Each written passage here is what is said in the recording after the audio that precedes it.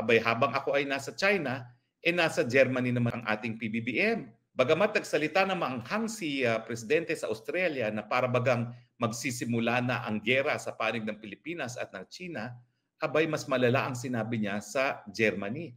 Ang sinabi niya, naghahanda raw ang China para ma-annex ang teritoryo ng Pilipinas.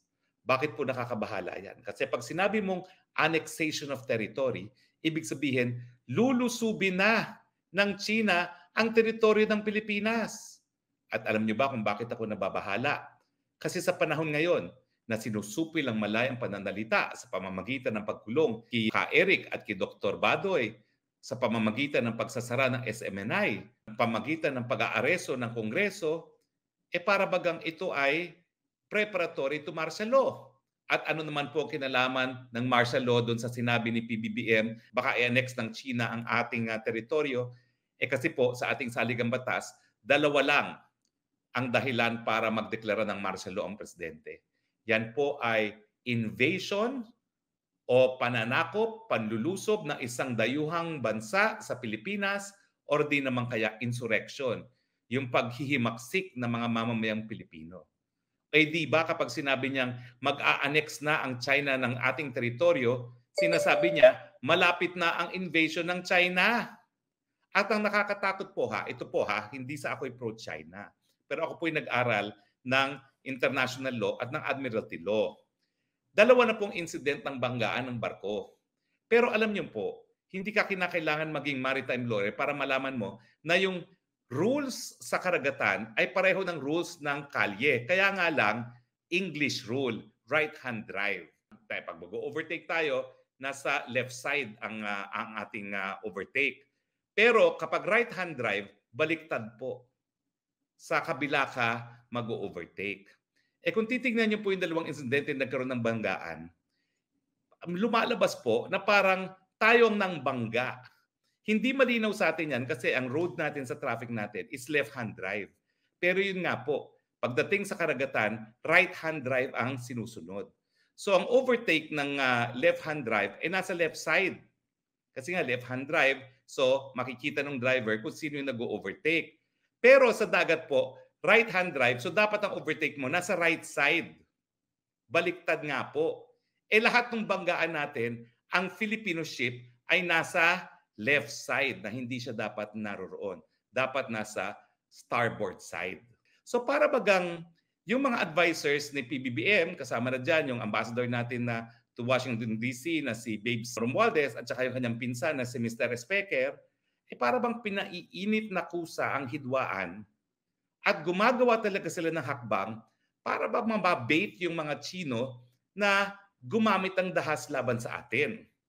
Dati-rating, iniisip ko lang, baka ito ay para nga ang Chino ay gumamit pa ng mas maraming dahas tapos magrereklamo sila sa mga Amerikano na halina kayo, tulungan nyo na kami. Meron kaming Mutual Defense Treaty, tulungan nyo na kami. So pwede pa rin po yun.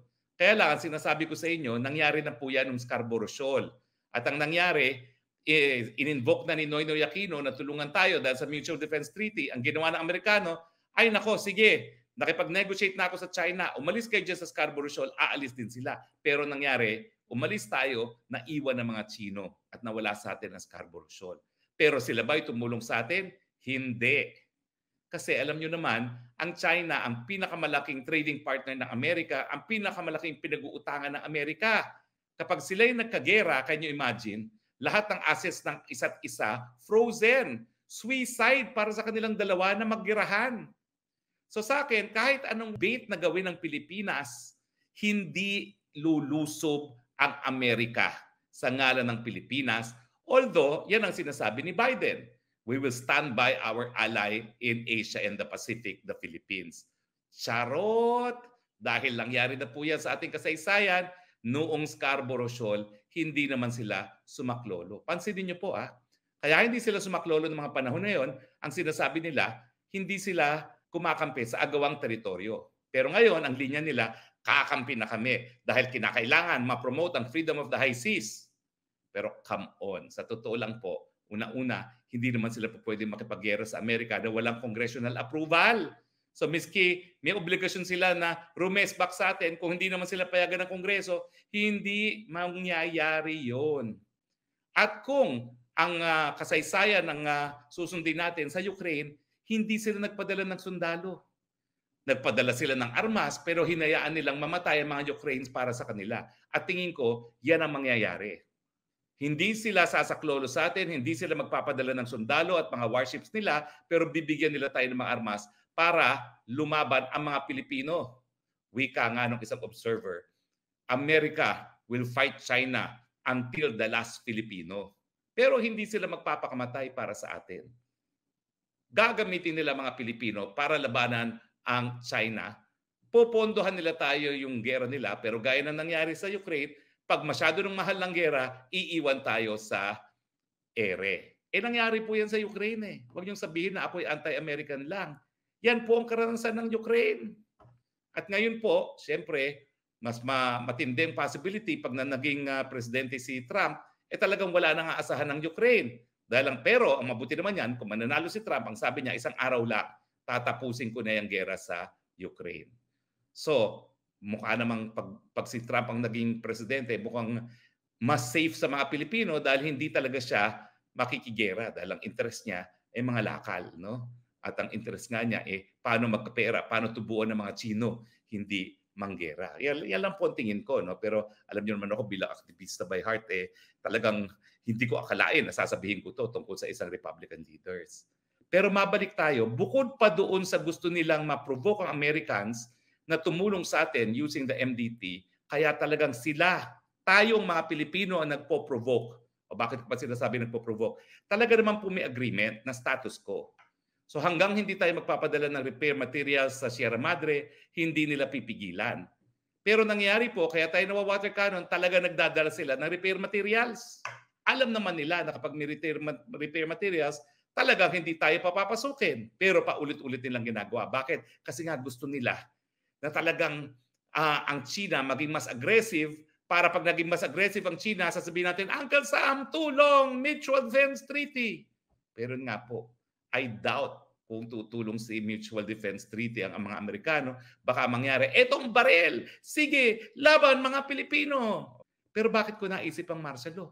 Kasi nga, dahil doon sa karanasan natin kay Marcos Sr., napaka-stricto ngayon ng saligang batas. So ngayong ginamit ni PBBM yung salitang annexation, ang ibig sabihin yon, linulusob na ng China ang Pilipinas, inaangkin at ating teritoryo, meron ng invasion at dahilan na para mag-deklara ng martial law.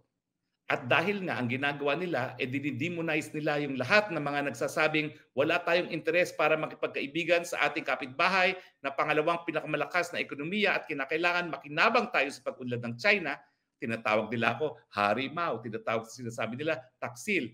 Ang ibig sabihin yan, sino ngayong Pilipino ang tututol sa deklarasyon ng martial law kapag sinabi ni Presidente Marcos na linulusob na ang Pilipinas at ina-annex na ang teritoryo ng Pilipinas? Yan ay classic invasion, dahilan para mag-martial law. At mukhang mauulit muli ang kasaysayan na dinaanan natin under Marcos Sr. Tingin ko, itong martial law, plan B nila kung hindi nila maiusad yung charter change sa pamamagitan ng bribery initiative.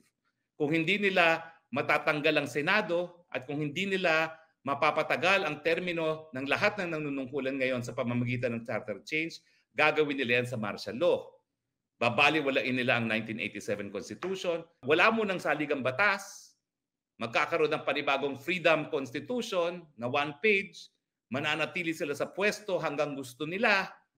Ikukulong nila ang lahat ng kanilang mga kalaban.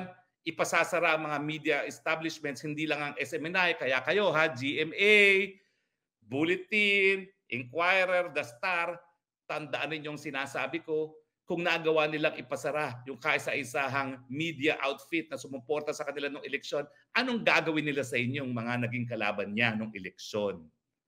Huwag kayong maniwala na kayo ay safe. Pag nag-martial law, lahat kayo sarado dahil kalaban ng diktadura ang malayang pananalita at malayang pamamahayag.